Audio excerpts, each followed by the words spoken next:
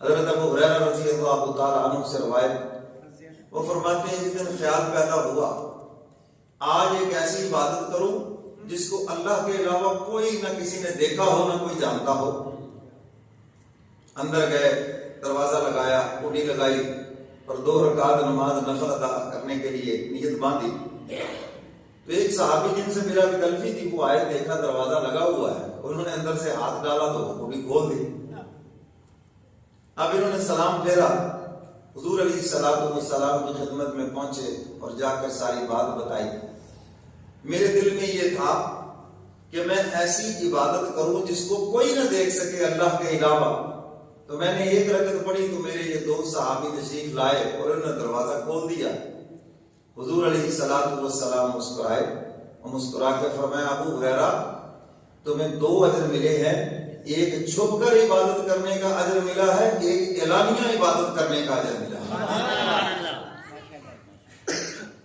ریاکاری اس دل کی کیفیت کا نام ہے۔ دل میں ہو کہ لوگ مجھے اچھا کہیں، لوگ مجھے سخی کہیں، لوگ میری نیکی پہ واہ واہ کریں، لوگ بلے بلے کریں، یہ ہے ریاکاری۔ اور اگر آپ اس نیت سے پہل کرتے ہیں مجھے دیکھ کر اور لوگ بھی آ جائیں اور لوگ بھی یہ ثواب کما لیں، تو بھئی آپ کا یہ کھڑا ہونا یہ تو ڈبل ثواب کا سبب بن گیا۔ تو اس لیے خیر میں، اچھائی میں کوشش کریں کہ آپ اول نمبر آئیں۔ دیکھو جو جمعہ پڑھنے کے لیے سب سے پہلے آتا ہے، سب سے زیادہ ثواب ہے اس کا، سمجھ رہے ہو کہ نہیں؟ اور جو بعد میں آیا تو سب سے کم ہو گیا ثواب، جیسے جیسے بعد میں آتے گئے ثواب میں کمی ہوتی گئی۔ تو اس لیے پہلے آئیں جمعہ پڑھنے کے لیے، اچھائی کے کام میں پہل کریں، کوشش کریں کہ میں آگے نکل جاؤں۔ حضرات صحابہ کرام میں مقابلہ انہی چیزوں کا تھا کہ ہم خیر میں، بھلائی میں، نیکی میں ایک دوسرے سے آگے نکل جائیں۔ اور کئی موقع پر ایسے ہوا، سیدنا فاروق اعظم رضی اللہ تعالیٰ عنہ فرماتے ہیں ساری زندگی میں اس کوشش میں رہا کہ کوئی نیکی کا کام ایسا کر جاؤں جس کام میں میں ابو بکر سے بڑھ جاؤں۔ فرمانے لگے میں ساری عمر نہیں بڑھ سکا، ساری عمر نہیں بڑھ سکا۔ میرے محترم سامعین، ہمارا تو مقابلہ ہی الٹ ہو گیا ہے، ہمارا تو مقابلہ ہی دنیا میں آ گیا۔ ہمارا مقابلہ جوتوں میں، کپڑوں میں، مکانوں میں، دکانوں میں، بزنس میں، بچوں کے سکولوں میں، ہے جی، شادی بیاہ میں، اب تو فوتگیوں پر بھی مقابلہ ہے۔ کیا عبرت ہم نے پکڑنی، کیا مرنے والے کا دکھ ہے، فوتگیوں پر بھی مقابلہ شروع ہو گیا۔ وہاں پر بھی جنازہ بہت بڑا جنازہ، یہ مقابلہ کرایا جا رہا ہے، اور پھر کہیں گے فلانے سے پڑا تھا، فلانا چودھری فوت ہوا جی، اتنے لوگ، دیکھو جی ہمارے اتنے لوگ تھے۔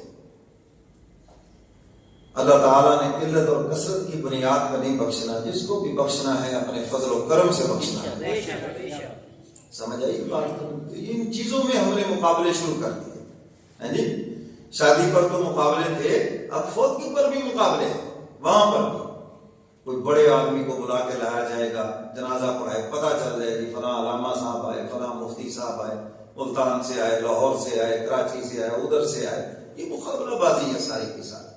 صرف کیا ہے، لوگ زیادہ آ جائیں، پتہ چل جائے، ہماری دھاک بیٹھ جائے جی، بڑے لوگ ہیں جی، بڑے تعلقات ہیں ہمارے، ہم بڑے لوگوں میں سے ہیں۔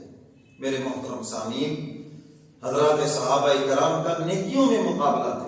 افسوس کہ ہمارا صرف دنیا میں مقابلہ، دکھلاوے کا، بڑائی کا، نوٹوں کا، چمک دمک کا مقابلہ ہے۔ تو سیدنا صدیق اکبر رضی اللہ تعالیٰ عنہ اولین میں سے ہیں، سب سے پہلے اسلام قبول کیا۔ 2 روایتیں ہیں آپ کے اسلام لانے میں۔ ایک روایت تو یہ ہے، حضور علیہ السلام نے جب اعلان نبوت فرمایا تو یہ خود تشریف لائے، اور حضور فرماتے ہیں میں نے جس پر بھی اسلام پیش کیا ہے ہر ایک نے ادھر ادھر دیکھا، سوچنے کا موقع مانگا، جی میں صبح بتاؤں گا، سوائے ابو بکر صدیق کے کہ میں نے اسلام پیش کیا اور انہوں نے فوراً قبول کر لیا۔ اور دوسری روایت یہ ہے کہ یہ ملک شام تشریف لے گئے تھے تجارت کے لیے، اور حضور علیہ السلام نے پیچھے سے اعلان نبوت فرما دیا، اور ابو جہل پارٹی ان کا انتظار کر رہی ہے۔ کیونکہ یہ حضور علیہ الصلوۃ والسلام کے بچپن کے دوست ہیں. حضور علیہ الصلوۃ والسلام کے ساتھ دوستی ان کی 14 سال کی عمر میں ہوئی ہے. 2 سال یہ حضور سے چھوٹے تھے. حضور علیہ الصلوۃ والسلام کی عمر مبارک 16 سال اور کچھ مہینے تھی، اور سیدنا صدیق اکبر رضی اللہ تعالیٰ عنہ کی عمر 14 سال تھی جب آپس میں دوستی ہوئی. بچپن کی دوستی. تو سیدنا صدیق اکبر رضی اللہ تعالیٰ عنہ، ابو جہل پارٹی ان کا انتظار کر رہی ہے کہ یہ ان کے دوست ہیں، بس جب یہ جھٹلا دیں گے تو پھر کوئی بات ہی نہیں رہے گی. سیدنا صدیق اکبر رضی اللہ تعالیٰ عنہ تشریف لائے اور انہوں نے کہا ہم تو آپ کا کئی دن سے انتظار کر رہے ہیں. آپ کے جو دوست ہیں انہوں نے نبوت کا دعویٰ کر دیا ہے، نئے دین کا اعلان کر دیا ہے، باپ دادا کا دین چھوڑ دیا ہے، یعنی کیا کہتے ہو مشغل کرنا، اس قسم کی ساری باتیں کی. سیدنا صدیق اکبر رضی اللہ تعالیٰ عنہ سنتے رہے اور زبان سے کہا کچھ نہیں. اسی لیے کہتے سب کی سنو، کرو وہ جو تمہاری سمجھ میں آئے. سنو سب کی، جو بھی تمہیں سنائے سن لو، مشورے سن لو. آپ کو کوئی اللہ نہ کرے کسی کو کوئی تکلیف ہو جائے تو نسخے سن لو بیٹھ کر، کتاب لکھ لیں گے آپ کو جو بھی آئے گا کہ آپ یہ کر لیں. ایک دن ایک بھیڑ نے کاٹ لیا تو کوئی آ گیا، اس نے کہا یہ لگا لیں، کسی نے کہا یہ وہ لگا لیں، کسی نے کہا یوں کر لیں، کسی نے کہا یہ دم کر لیں.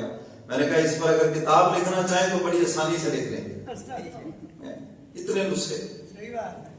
کلو عوام خطیب اور کلو عوام طبیب. ساری عوام خطیب ہے اور ساری عوام حکیم ہے.